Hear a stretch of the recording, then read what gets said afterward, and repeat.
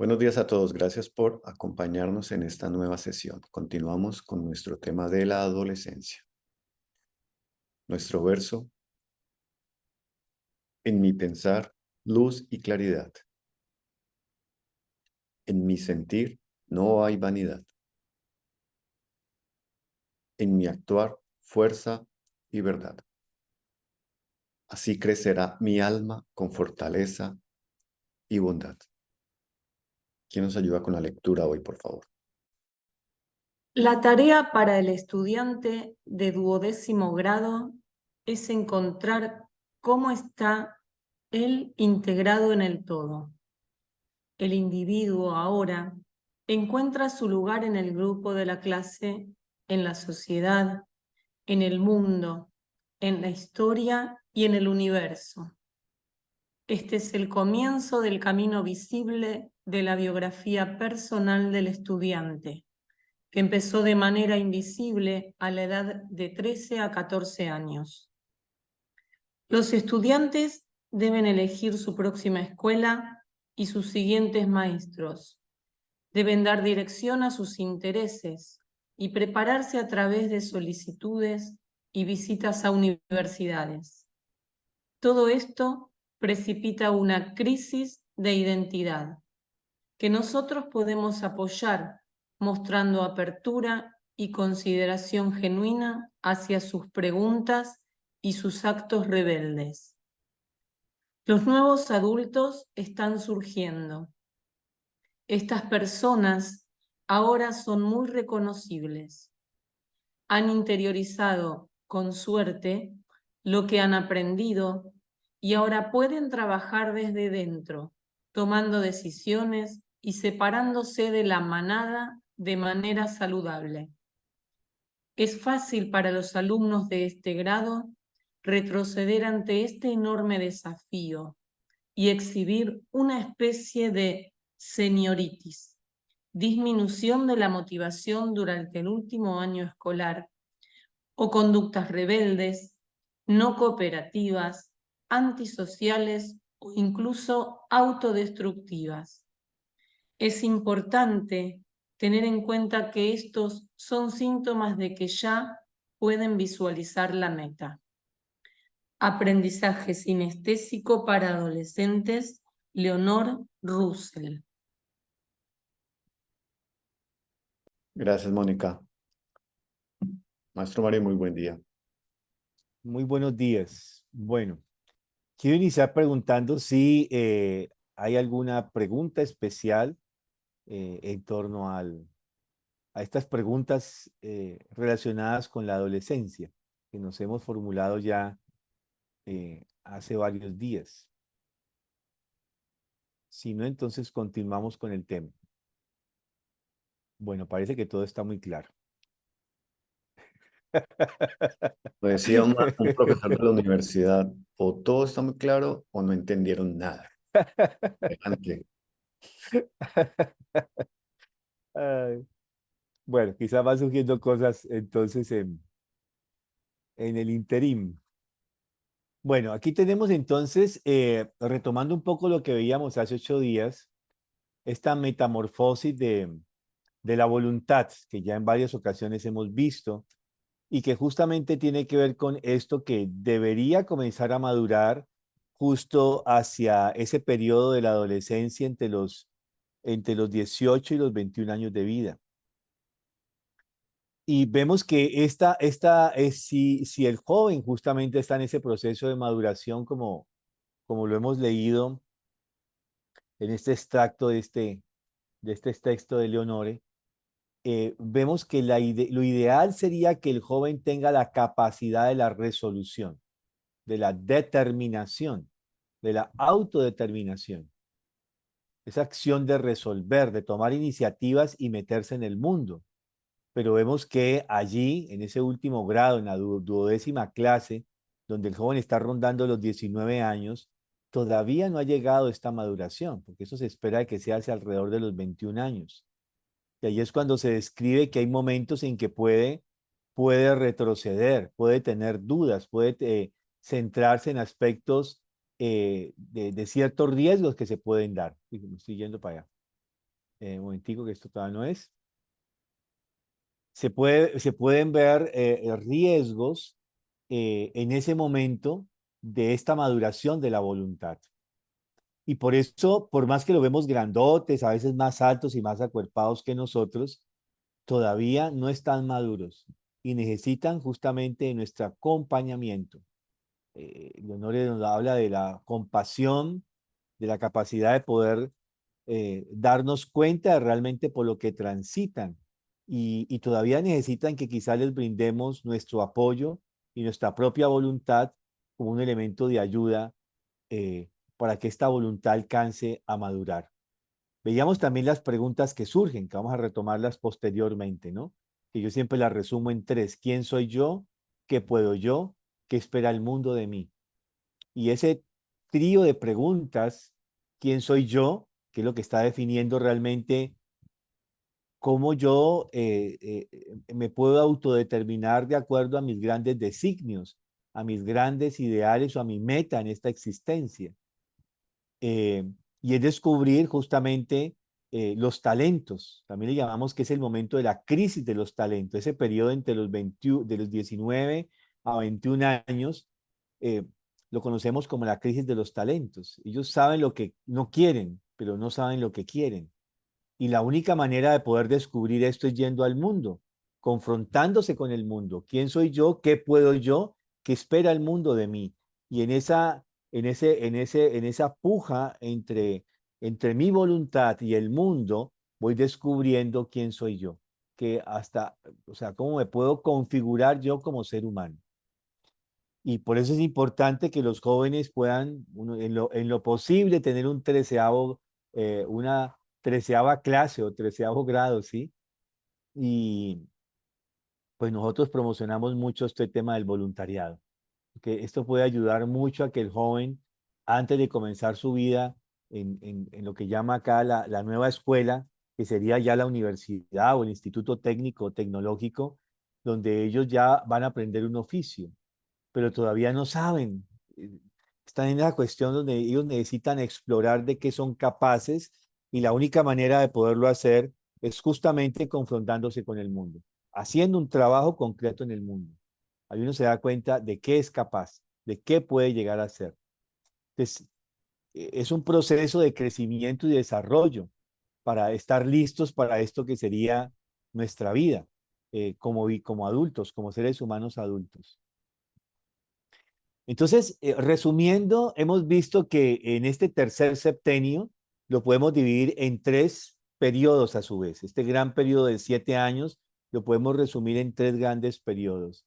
El primero de los 14 a los 16 años, em, tenemos este desarrollo físico del aspecto corporal, el desarrollo sexual, la maduración sexual, el comienzo de este proceso de la maduración sexual y el comienzo de este desarrollo cognitivo, unas fuerzas de conocimiento totalmente reformadas. Ambas partes, ya vimos, lo sexual y lo cognitivo, siempre están estrechamente relacionados. Y no es que, vuelvo y lo digo, como lo dije la semana anterior, no es que en este periodo de 14, 16 años meramente estamos desarrollando lo sexual y lo cognitivo, no. Es el comienzo y veíamos que las fuerzas morfogenéticas están concentradas en esos dos aspectos esencialmente. No es que olviden los otros dos, o sea, la madurez para los encuentros y la madurez para la autodeterminación. Lo que pasa es que de ese 100% de nuestras fuerzas morfogenéticas están concentradas en un gran porcentaje, 70-80% de los 14 a los 16, en este aspecto de la maduración sexual y la maduración cognitiva. El segundo periodo es de los 16 a los 18 y allí ya digamos que esas fuerzas se van a concentrar directamente en la parte cardiorrespiratoria, en la parte social, en la parte psicológica y lo que llamamos la madurez para los encuentros. Está todavía concentrada en lo cognitivo y lo sexual, pero ahora el porcentaje mayor de esas fuerzas de desarrollo están concentradas en la parte de la maduración del sentir y de la maduración de la vida social que llamaríamos la inteligencia emocional, como le llaman hoy en día en la psicología. Y el periodo de los 18 a los 21, ya allí las fuerzas morfogenéticas en un gran porcentaje van a estar concentradas en justamente la maduración de la voluntad. Y eso se ve que las fuerzas morfogenéticas están terminando de conformar la estructura ósea y muscular. Es cuando ya el joven va a adquirir su corporalidad de adulto, como varón o como mujer. Ya va a tener, digamos, el aspecto final de su semblanza como ser humano. Y vemos entonces, desde otro punto de vista, que ese pensar de esa madurez cognitiva que va transitando, lo va, digamos, a introducir en el mundo de los objetos. La madurez del sentir, esta madurez para los encuentros, lo va a centrar en la relación con otros seres humanos. Y la madurez en la voluntad, que es la madurez sexual y para las acciones, lo va a introducir en las leyes terrenales. Es decir, hay una trilogía allí. Esta maduración que se debe dar en la adolescencia me está preparando para que yo me relacione con los objetos, con otros seres humanos y con las leyes terrenales, de una manera sensata, equilibrada. Eh, y en esta fase es importante mirar qué es lo que pasa en ese despertar hacia el mundo y sus peligros. ¿Por qué hacemos Parcival en la 11ª clase y Fausto en la 12ª clase? Justamente porque allí, en especial el Fausto en la 12ª clase, tiene que ver con cómo el joven va a despertar a ese mundo y a los peligros que el mundo trae. O sea, el mundo tiene peligros, eso es una realidad. Cuando los padres se asustan porque sus hijos salen al mundo, pues tienen una intuición centrada en la realidad. Veamos esos peligros. Este ser humano, ya vimos, se abre entonces a 3 dimensiones: a lo que está por encima de él, a lo que está al nivel de él y a lo que está por debajo de él. Es decir, lo que está por encima de él es todo lo que es lo espiritual. Lo que está al nivel de él tiene que ver con las relaciones con los semejantes, con la familia, con su pueblo, con su clan. Y lo que está por debajo de él es todo en la naturaleza, los reinos de la naturaleza. Pero hoy en día el ser humano está escindido. Justamente nosotros, no solo los adolescentes, nosotros, la humanidad de esta época, está escindida de ese mundo espiritual, religioso, de esa relación con los semejantes. Cada vez tenemos menos que ver con nuestro prójimo, y con la naturaleza también estamos escindidos. Y esa relación que tenemos hoy en día nos coloca ante unos peligros inminentes. Y yo creo que esto alguna vez lo vimos cuando hablamos un tanto de lo que, creo que hablamos de las adicciones. Vemos que lo que hablamos ahora, antes de comenzar, ¿no?, oficialmente nuestro grupo de estudio, veíamos que la conciencia de la humanidad tenía una evolución, desde la conciencia de raza, a pueblo, a tribu, a patria, a clan, a familia, y hoy en día estamos en la conciencia del yo, de la individualidad.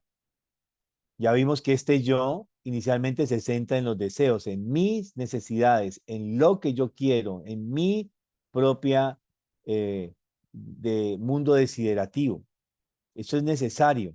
Y este yo tiene que atravesar por el ojo de la aguja. En los evangelios está dicho de que es más fácil que entre un camello por el ojo de una aguja, ¿sí?, que un rico entre al reino de los cielos. Está dicho así, eso ha tenido mil interpretaciones, ¿no? Eh, pero realmente está hablando de este yo. Este yo es muy rico, es el bien más preciado y más em, con el mayor valor a nivel espiritual. Pero este yo tiene que atravesar por el ojo de la aguja y no es fácil.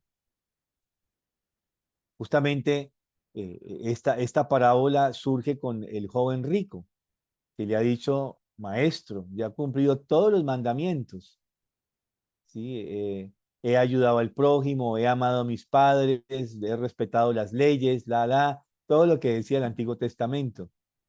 Y el Cristo le dice que no es suficiente, que él tiene que vender todo lo que tiene y entregarlo a los pobres.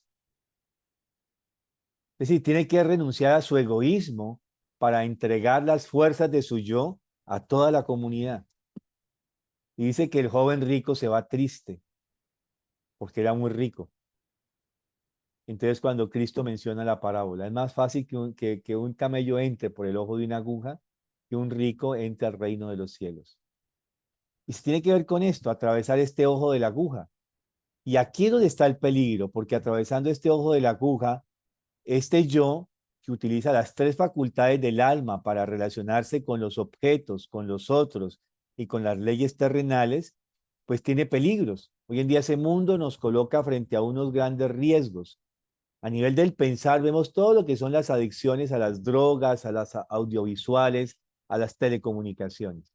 Vemos cómo estamos consumiendo medios, ni siquiera produciendo medios. La mayoría es andar en Facebook, en Instagram, en TikTok, ¿sí? Consumiendo medios. Ni siquiera decimos que estamos utilizando los medios audiovisuales para leer, ¿sí? Para ver un programa, ¿no? Es consumir. Es una tendencia muy fuerte en general. Vuelvo y digo, no pensemos no meramente en los jóvenes adolescentes, en todos nosotros. A nivel del sentir, viene todo esto de la secta, los dogmas, las simbiosis anímicas, todo esto de esa incapacidad de percibir lo bueno, lo bello y lo verdadero. eh, y a nivel de la voluntad, todo lo que tiene que ver con la sexualidad perversa, deportes extremos, violencia, suicidios. Ahí el ser humano está totalmente eh, estremecido como humanidad general. Esos son los peligros que tratan de sacarnos justamente de que ese yo no atraviese el ojo de la aguja, porque es doloroso. O sea, es un parto literalmente. Y atravesar por ese ojo de la aguja tiene unas tormentas, unos aspectos que nos hacen sentirnos, así como el texto que leíamos ahora, el joven no se halla. A veces tiene mal humor, a veces es pesimista, a veces no quiere seguir, a veces quiere claudicar, a veces quiere irse contra el mundo, a veces está feliz y entiende el mundo y tiene claridad para dónde va. Así se acostó, al otro día vuelve en su crisis de no saber para dónde va. No sé si les conté la anécdota alguna vez que estaba haciendo yo hace varios años Fausto en la duodécima clase y llevaba 3 semanas fallidas. Literalmente no había podido hacer clip con la clase. Ninguna clase había sido exitosa. Y me inventé todos los métodos habidos y por haber desde que ellos dieran la clase. Eso era un fracaso. Llegaban y no se paraban a mirarse entre ellos y no daban la clase. Tratamos de elaborar la clase en la misma clase, imposible. Bueno, a la tercera semana, un viernes, yo me senté así todo deprimido, todo avasallado. Yo dije, no, pues, ¿qué? No hay nada que hacer aquí, perdí. Yo perdí totalmente. Y con esa tristeza y esa decepción, me siento a mirarlos y yo dije, no, pues, la próxima semana, pues, lo que hago es venir a sentarme aquí. Entonces uno de ellos me dice, ¿qué te pasa, Mario? Digo, no, nada, nada, que yo 3 semanas intentando hacer una clase y ha sido imposible. Entonces me dice este joven, pero Mario, no tiene que ver contigo. Le digo, "Pues, entonces, ¿con quién tiene que ver? Porque el que está aquí soy yo, ¿no? No es la clase o soy yo, pero algo tiene que ser, ¿no? No, no es contigo ni con la clase. Entonces, ¿qué es? ¿Qué es lo que pasa? Y me dice este joven, lo que pasa es que tenemos mucho miedo. No es que te respetemos, no es que no valoremos tu clase, pero es que tenemos mucho miedo. Digo, ¿miedo de qué? De salir al mundo, me dice. Es que no sabemos y hablamos entre nosotros, me dice. Hemos hablado entre nosotros. ¿Será que lo que vamos a escoger como profesión, esa es la profesión que tenemos que escoger? ¿Será que vamos a tener éxito? ¿Será que vamos a poder desenvolvernos profesionalmente en el mundo? ¿Será que vamos a poder terminar nuestra carrera? ¿O será que los que quieren irse a un Canfield, será que eso es? ¿Será que es acertado irse a un Canfield o será mejor estar en la universidad? ¿O no será que los que queremos ir a la universidad es mejor que dejemos la universidad, vamos a un Canfield? O sea, un mar de cuitas, como se dice, ¿no? De dudas sobre la existencia. Y lo otro, lo que más me conmovió es que dicen, y bueno, ¿y qué vamos a hacer de nosotros? Ya en una semana vamos a estar fuera del colegio. ¿Y ahora qué vamos a hacer? ¿Qué vamos a hacer si nuestros compañeros que desde hace 14 o 12 años nos vemos todas las mañanas y todos los días? ¿Qué va a hacer de nosotros sin nuestros hermanos? Porque ellos son como hermanos, somos como hermanos. ¿Y qué va a hacer sin esta escuela? Porque esta escuela ha sido nuestra casa. Nuestra casa no es nuestra casa. Con nuestros papás casi no nos vemos, con nuestros papás casi no nos hablamos, nuestros papás no nos entendemos. Bueno, eso es este momento, ¿sí? Justamente de ese atravesar por el ojo de la aguja. Y bueno, la siguiente semana nos dedicamos a hablar de estas cosas. La época se salvó, ¿sí? Porque justamente esto es la relación del hombre con el mundo y con el mal, ¿sí? Con la duda, con la incertidumbre, con no saber si tomar una determinación es acertada o no. Lo vivimos nosotros como adultos, tomamos una decisión y a veces decimos, con toda nuestra experiencia, ¿será que es por allí? Y es sobre hipótesis, ¿no? Vamos a ver qué pasa. Tener ese coraje de acertar o de errar y de corregir o ampliar la decisión con relación al efecto que tiene nuestra decisión. Eso es un poco esto, y en medio de eso está el mundo dando estas tentaciones. ¿Sí? Ahí está el gran riesgo que tenemos. Entonces, este estrechamiento de los espacios de identidad nos conlleva a una falta de identidad, que es justamente lo que el joven padece y lo que les exigimos que tiene que tener una identidad. Pero todavía, si no la tenemos nosotros como adultos muchas veces, eh, entonces esta conciencia es estimulada artificialmente, esta armonía del grupo es llegar a esto del alma grupal o la pérdida del equilibrio, el desfallecimiento. El domingo que venía de Palmira hacia Cali, llegué a un semáforo y había un hombre de esos que limpian los vidrios, los parabrisas. Y el señor que estaba adelante, él se fue pues como que se limpiaba los vidrios, el señor como le dijo que no. Y lo que usualmente hacen es que se van por todos los carros a ver quién les deja limpiar los vidrios, ¿no? El joven se quedó allí y con este sentimiento de desfallecimiento se sentó sobre el sardinel desfallecido, no siguió insistiendo. Y esto digamos, me movió mucho, ¿no? O sea, muchas cosas pasaron por mi cabeza, es decir, ¿qué día ha tenido este joven? Seguro no, todos le han dicho que no, posiblemente hoy, ese día todo el mundo le ha dicho que no. Quizás no se ha hecho ni un peso, quizás no se ha hecho lo suficiente para dormir en un cuarto o llevar la comida a la casa. Quizás es, fue la única manera que encontró de poder sobrevivir limpiando vidrios y no es lo que quiere hacer. Y encontrarse con el rechazo permanente del no, el no, lo lleva a este desfallecimiento. O sea, muchas cosas. En ese, no sé, un semáforo dura 1 minuto y medio, 2, ¿cierto? Los más largos duran 3. En ese minuto y medio todas estas cosas pasaron por mi cabeza, ¿no? Y bueno, lo único que se me ocurrió fue coger 2 monedas de 1.000 pesos y entregárselas, ¿no? Para ver si se reanimaba. Y lo curioso es que me dio 1.000 bendiciones.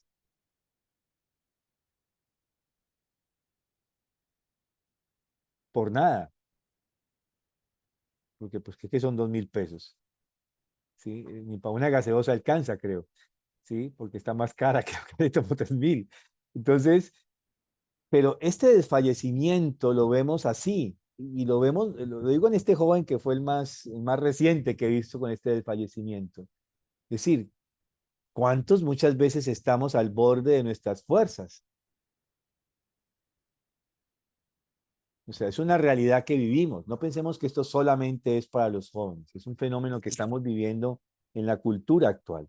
Una conciencia estimulada artificialmente, una armonía del grupo y la pérdida del equilibrio desde el fallecimiento de nuestra voluntad. Porque estamos allí justamente en este nacimiento de lo que es el alma consciente, de este yo que tiene que apropiarse de las riendas de su propia existencia interior. Bueno, entonces quiero dejar allí porque ya después voy a entrar en otro aspecto. Esta tercera parte es otra cosa, ya vamos a entrar como en elementos. Esa tercera parte que he diseñado es qué hacer y cómo manejarlo, al menos lo voy a hablar desde la esfera pedagógica, que no solamente se limita a los maestros, sino cómo la esfera pedagógica también la podemos hacer para ayudar a los jóvenes, o ayudar más bien a estos jóvenes a este desarrollo de su mundo interior y este yo que tiene que fortalecerse cada vez más. Entonces tenemos un espacio para seguir conversando ahora, quizás podemos retomar sobre las preguntas y lo que surja.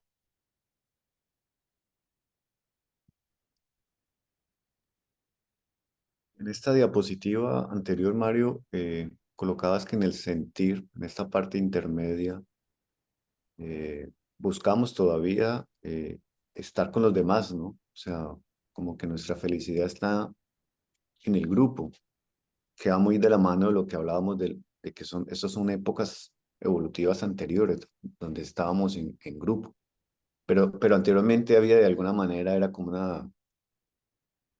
una intuición de supervivencia, una intuición de supervivencia, no, era como un instinto de supervivencia, de protección. Pero ahorita debemos de estar totalmente conscientes de por qué, porque no es que sea malo estar en grupo, pero por qué estoy en un grupo y estar atento de eso que nos hace sentir estar en un grupo. Sí, el hombre nace con uno de estos conductas reflejas, ¿no? O instintos. Uno de los instintos con que el ser humano nace es con el instinto gregario, como buenos mamíferos.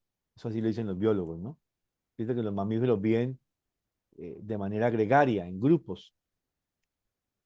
Es generalmente su naturaleza del mamífero. Em, pero este instinto gregario nos lleva justamente a eso, a buscar al grupo, a los semejantes, a afiliarnos con ellos. Y la tarea de hoy es cómo yo puedo estar en el grupo sin perder mi individualidad.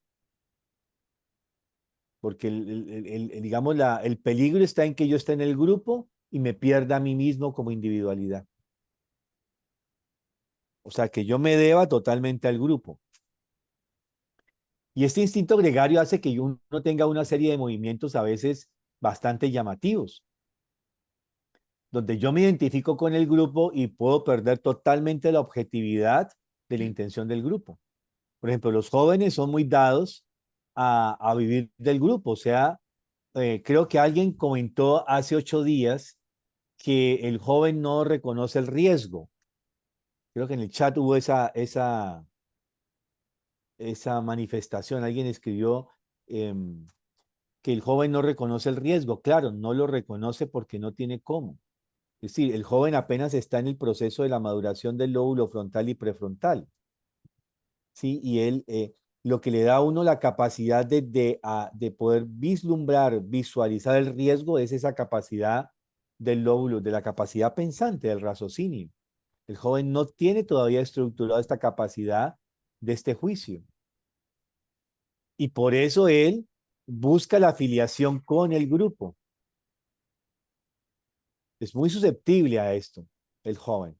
Entonces él se filia con el grupo y hace lo que el grupo espera que él haga, porque encuentra el reconocimiento de su personalidad en el grupo. Él puede intuir inclusive con mayor o menor claridad que lo que él va a hacer es peligroso, es un riesgo o es antiético o no moral. Pero la afiliación con el grupo para él es mucho más fuerte que cualquier peligro que él pueda intuir.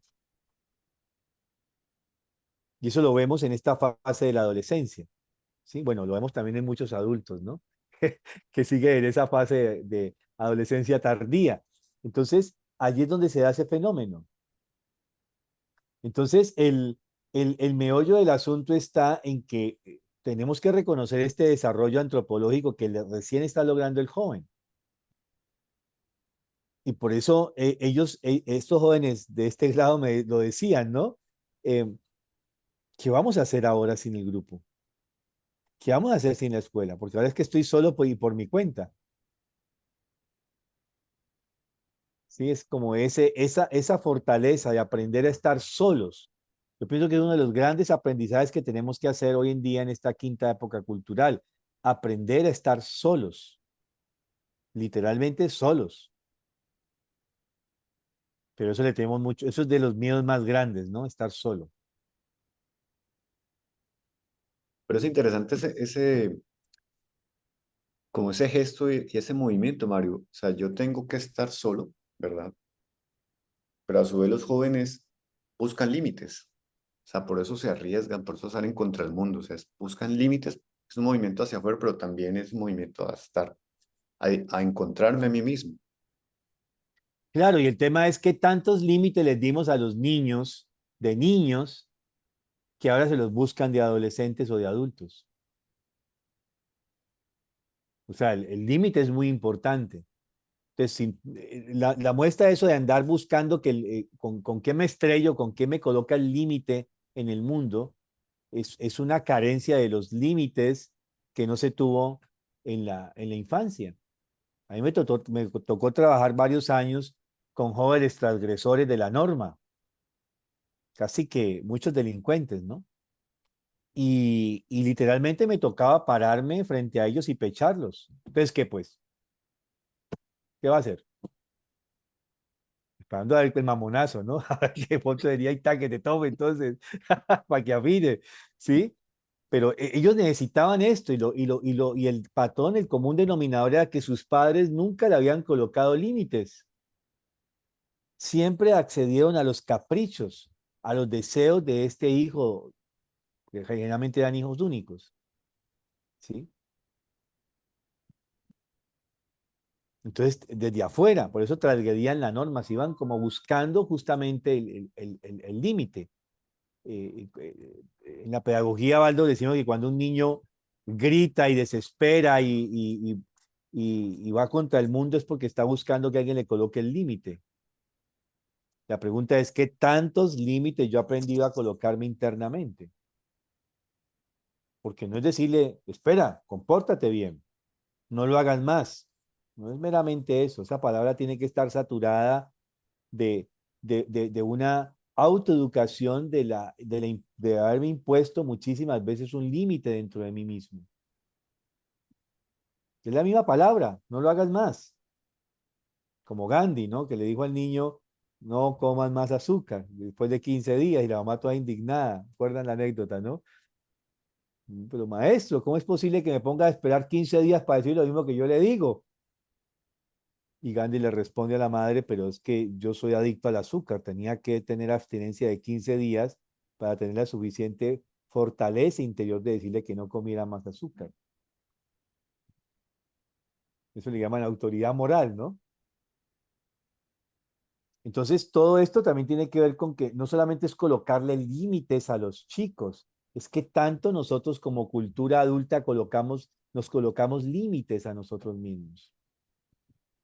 Los niños han percibido en este ejercicio de los límites, nos han percibido, por ejemplo, que yo digo esta semana no como azúcar, porque ya los famosos ayunos no existen, ¿no?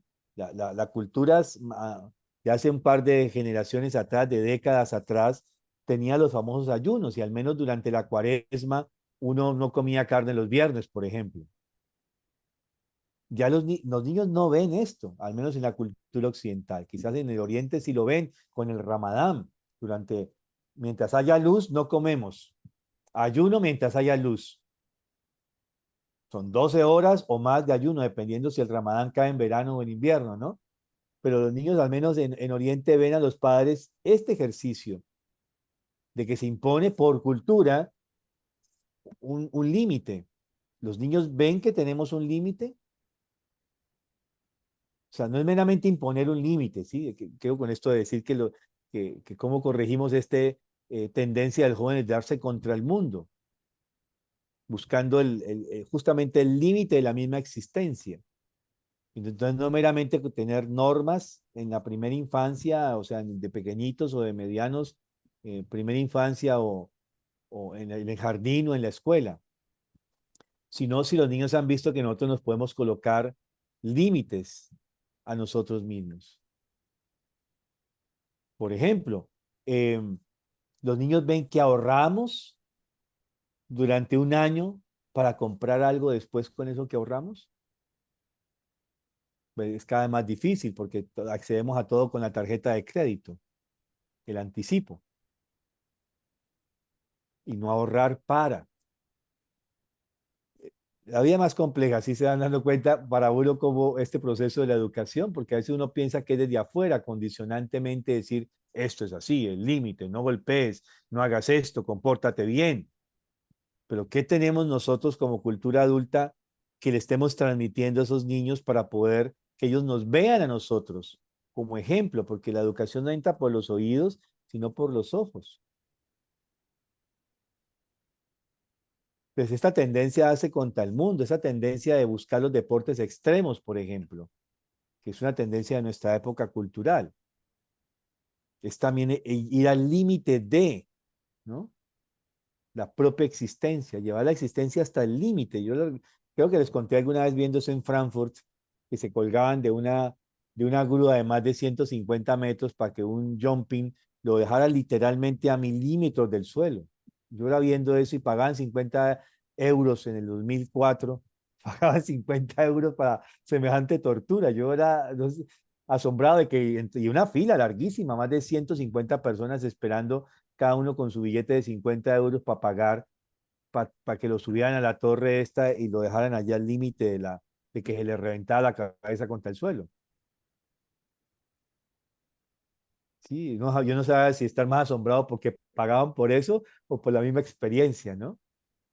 Y eran jóvenes y adultos, ¿no? Y mujeres y varones, o sea, de todo, haciendo esta fila para eso. A mí me llamó la atención. Habiendo sido un deportista extremo, ¿no? Y yo no fui un muchachito que se quedó quieto, ¿no? Pero es como llegamos a esto, al límite de la existencia misma. Entonces, hay algo allí, ¿sí? Y la cultura no está dando los soportes. Hablando con unos papás en estos días, es muy difícil porque antes la cultura te daba formas, te daba parámetros de movilizarte. Hoy en día la cultura no te da eso. Bueno, la cultura no tenemos, la civilización no te da eso hoy en día. Entonces no sabemos qué hacer.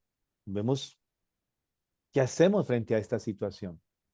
Mario, y Y pregunta, mucho, ujú, perdóname, y pregunta obligada, evidentemente estos límites hay que empezar a trabajar desde la primera infancia y desde antes. ¿Cómo podemos ayudar a nuestros chicos, a los niños pequeños? ¿Puedes dar tips de límites, de restricción, como hábitos? Me imagino que son hábitos, los ritmos. claro, Pues, los ritmos, o sea, ritmos y hábitos son fundamentales para esto.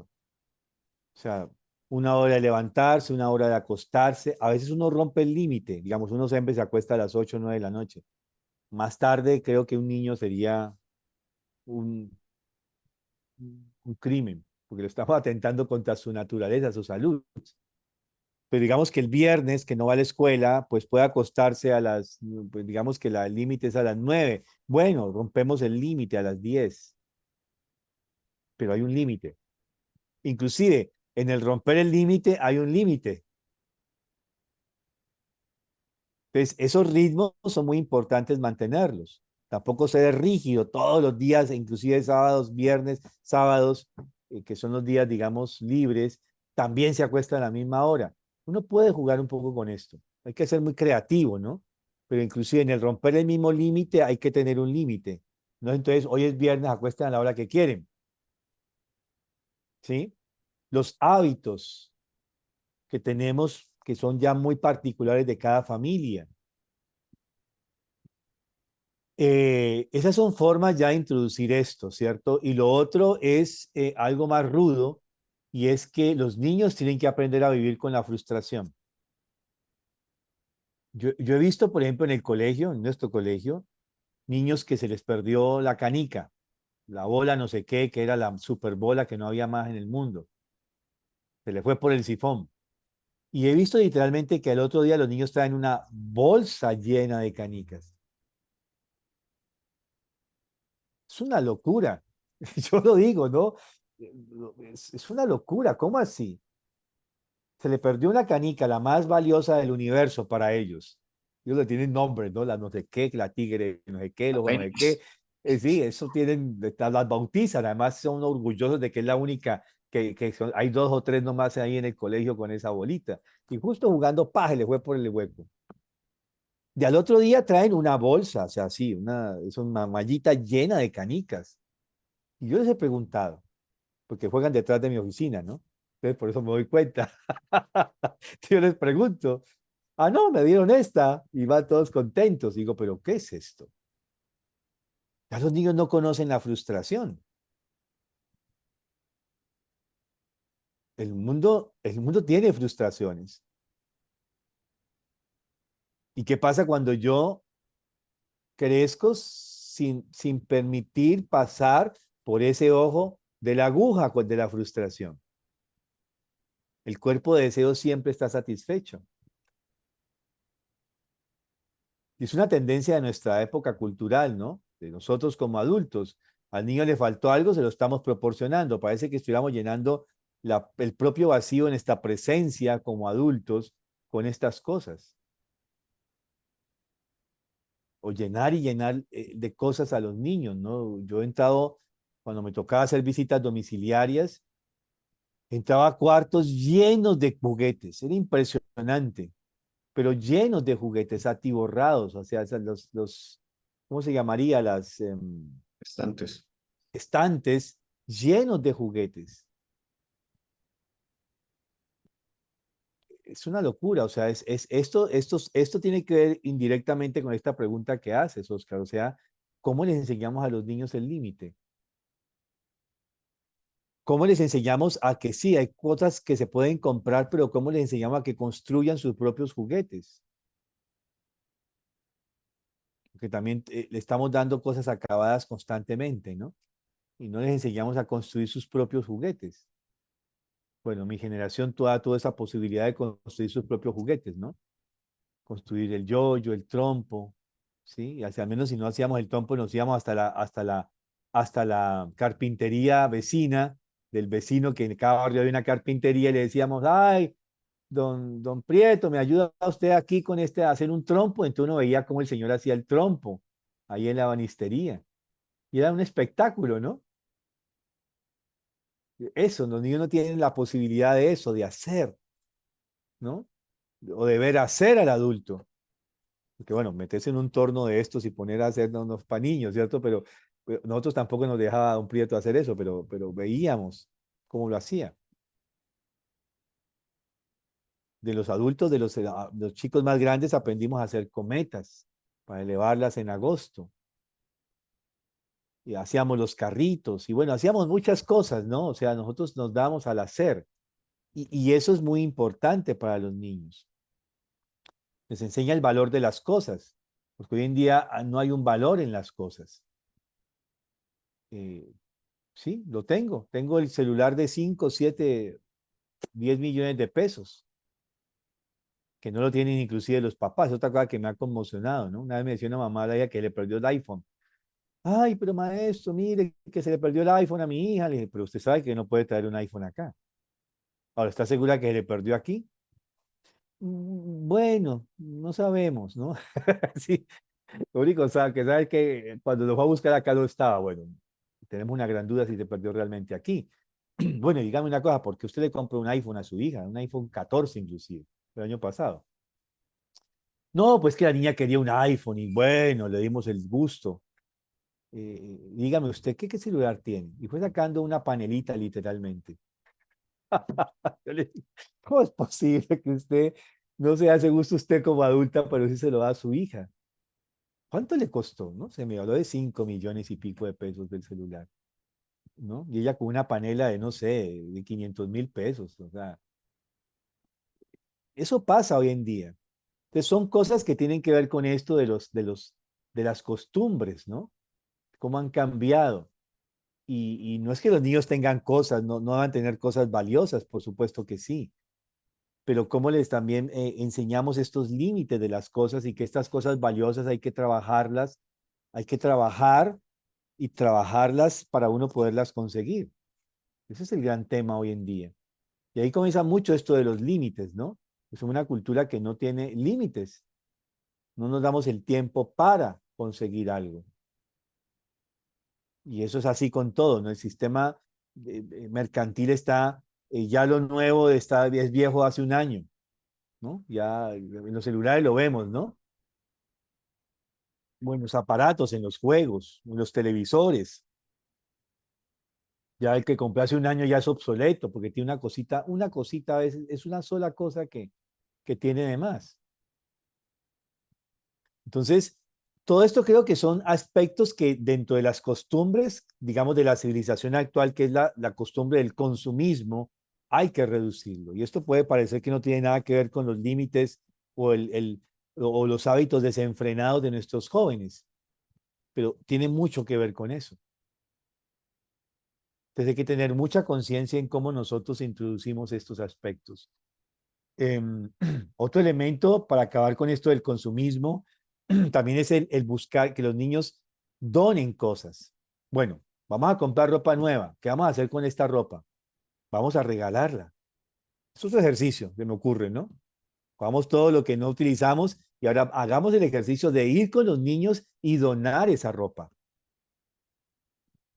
por ejemplo. Entonces, son costumbres que tenemos que como ir formando, ¿sí? En los niños, que aprendan este equilibrio en las cosas, ¿no? Entre el tener, el dar. Sí, el límite siempre se mueve en medio de dos extremos, ¿recuerdan? Entonces, tienen que aprender esto en el ejercicio constante de ciertas normas que tenemos que crear entre ellos, ¿no? Y bueno, ya cosas más particulares de cada individualidad, de cada familia, de cada niño, que ya son, digamos, he hablado de lo que se me ha ocurrido ahora de manera muy general, pero ya hay hechos muy puntuales, no muy particulares. Bueno, dejemos allí, vamos entonces al ejercicio de la euritmia. Gracias, Mario. Nos vemos dentro de 8 días. Gracias, Mario. maestro Mario. Gracias, maestro Mario. Muchas gracias, man. Bueno, vamos a caminar, lo que siempre hacemos, activar nuestros pies. Entonces caminamos por el espacio que tengamos, por favor. Caminamos en la punta de los pies, punta de pies. Punta de pies.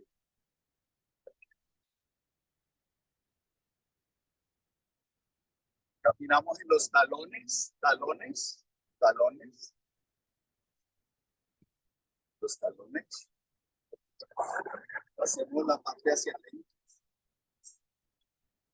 Parte hacia adentro. Parte hacia adentro.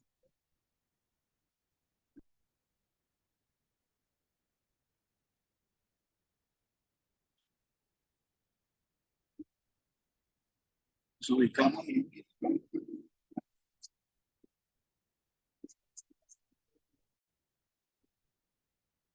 el ejercicio. Entonces vamos a extender la...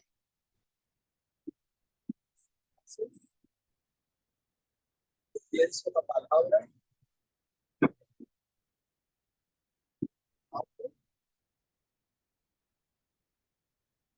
Yo hablé. Le me busca. Los pasos. Yo me siento a mí mismo. Yo estoy en el camino hacia el espíritu, hacia mí. Bajamos lentamente la mano, rodeando esa esfera. Nuevamente, yo pienso la palabra. Yo hablo. Yo hablé. Yo me busco en el espíritu. Me siento a mí mismo. Yo estoy en el camino hacia el espíritu, hacia mí.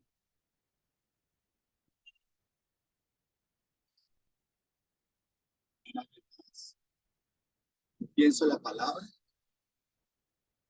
Yo hablo. Yo me busco en el espíritu. Yo me siento a mí mismo. Yo estoy en el camino.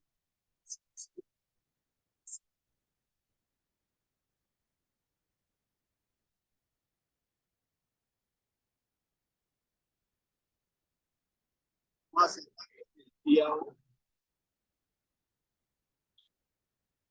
con el I, A, O, son ejercicios que ya hemos hecho antes. Entonces nos dejamos descuidar.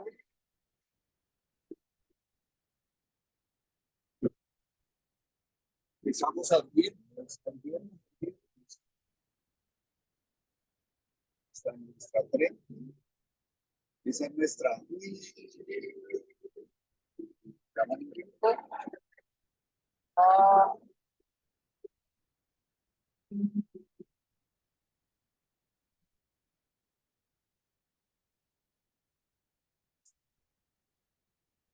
Volvemos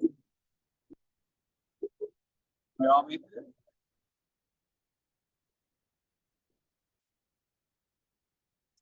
Y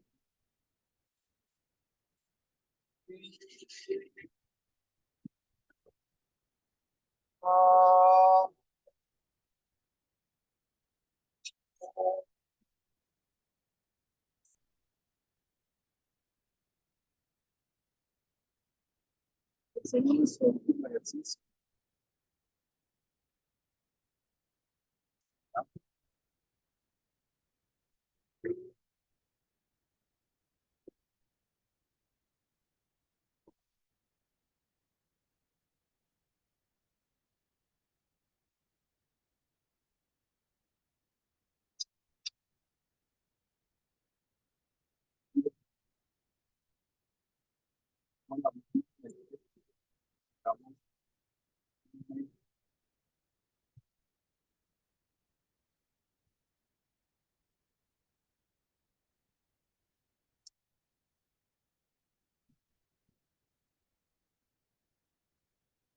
Muchas gracias.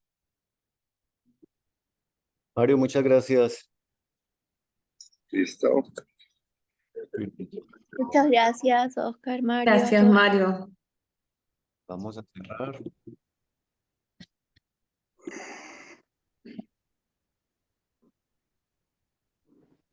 Nuestro verso, Nancy. En mi pensar, Gracias. en mi pensar, luz y claridad. En mi sentir no hay vanidad. En mi actuar, fuerza y verdad. Así crecerá mi alma con fortaleza y bondad. Buen día para todos. Buen día, Nancy. Muchas gracias. Un abrazo a todos. Nos vemos en 8 días. Gracias, Muchas Mario. gracias. Gracias. Nos Gracias, vemos en Oscar y 8 Amari. días.